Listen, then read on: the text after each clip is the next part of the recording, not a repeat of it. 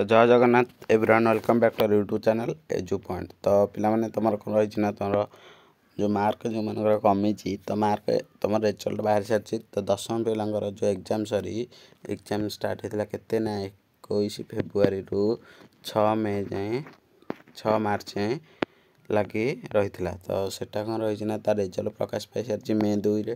तो रिजल्ट प्रकाश हेल्ले जो मान रिजल्ट कम रही से मैंने जमा मन दुख करूँ ना है रिजल्ट एमती हुए तो पुणी चेष्टा कर आग एग्जाम केमी भल मार्क रखिए। ओके तो जो मानकर कम कम रिजल्ट रही ओके तो से किपर मार्क बढ़े पार है। तो ये वीडियो मुझे सब किसी तुम मानक कहि तुम किपर माने मार्क को बढ़े पार। ओके तो मैट्रिक रिजल्ट 2025 आसला बड़ अपडेट बढ़िया मार्क मार्क कमी निहाती देख जदि तुम मार्क कमी तो तुम किपर मार्क को बढ़े पार। तो वीडियो को शेष पर्यटन देखते सबकि बुझीपारे।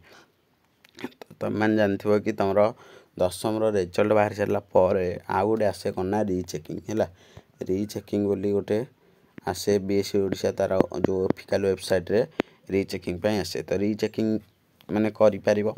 ओके तुम कौन रही ना गोटे सब बड़ माने खबर हो ना जदि तुम मार्क कमी ओके तो धर तुम लिखीच मैंने क्वेश्चन पूरा फुल फुल कर लिखीच कि तुम माने कौन अच्छी ना तुम जाच मोर बहुत मार्क आसो बोली तो तुम जदि तुम भावुच कि तुम 400 मार्क आसोला तो मैंने कौन करना तुम लिखीच कि तुम 200 मार्क आसी। ओके तो यहाँ यदि तुम मैंने कर तो तुम मैंने कौन कर डायरेक्ट जाकि तुम रिचेकिंग पकईदेव है जहाँ जो हो ना कि रिचेकिंगटा पकईदेव डायरेक्ट। तो रिचेकिंग केमी पकड़ मुझे अलरेडी 2टी वीडियो नहीं सारे आम चैनल जदि देखना जल्दी जल्दी जाई देखी नियंतु।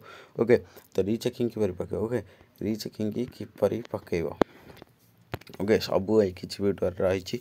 ओके तापर तुम जदि तुम मार्क कमी तो जदि तुम एमती किसी भावुच तो जदि तुम मार्क कमी तो जल्दी जल्दी जाए रिचेकिंग पकईब। तो रिचेकिंग केबेठू आरंभ होना आज 5 तारिख रु 16 तारिख पर्यंत ऑनलाइन ऑफलाइन 2टी जगह तो जल्दी जल्दी जाए पकई पार। तो किपर पकड़ मुझे वीडियो नहीं आसूँ। ओके जदि तुम एमती किसी भावुच तुम मार्क किसी कमी एवं मार्क को किपर बढ़ तो सब किसी वीडियो अच्छी। ओके तो चलो देखा केमी आसो। तो फ्रेंड्स तुम केमी बढ़ ना केमी रिचेकिंग केमी नोटिस आसो। तो बीएससी ओडिशा जो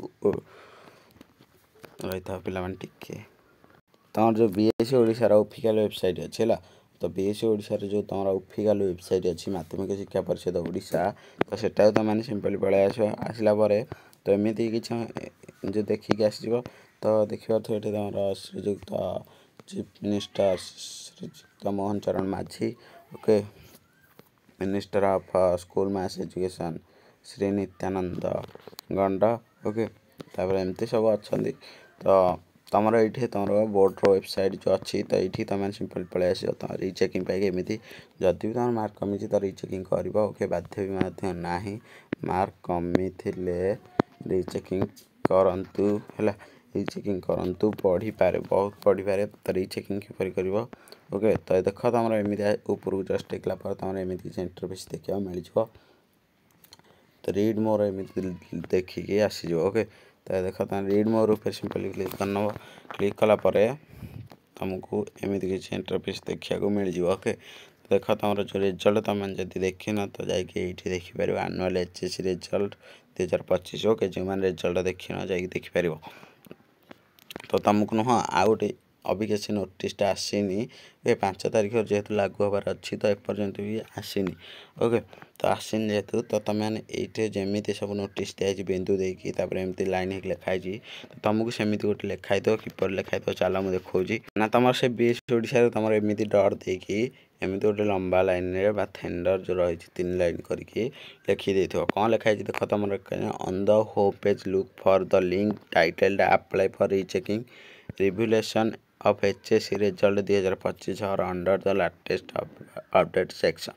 ओके तुम जो लाटेस्ट अपडेट अच्छी तो से तुमको एमती लिखिकी देखईदेव। ओके एमती लिखिकी देखईदेव जहाँफल तुमको तापर केमी तुम अप्लाई कर तो अप्लाई करा तुमको केते ना 200 फीस लगे है 200 टଙ୍କା फीस लगे जहाँफल तुम मार्क तुम मैंने बढ़े पार बहुत सहज मध्यम तो यहाँ तुम एमती। ओके तो जदि वीडियो भल लगी तो वीडियो को लाइक कर चैनल सब्सक्राइब करदे और निज सांग बहुत मत शेयर करदियो। तो रोचे पुणी देखा गोटे भल वीडियो ब्यूटीफुल वीडियो तो रोचे पुणी देखा नेक्स्ट वीडियो। जय जगन्नाथ टेक केयर।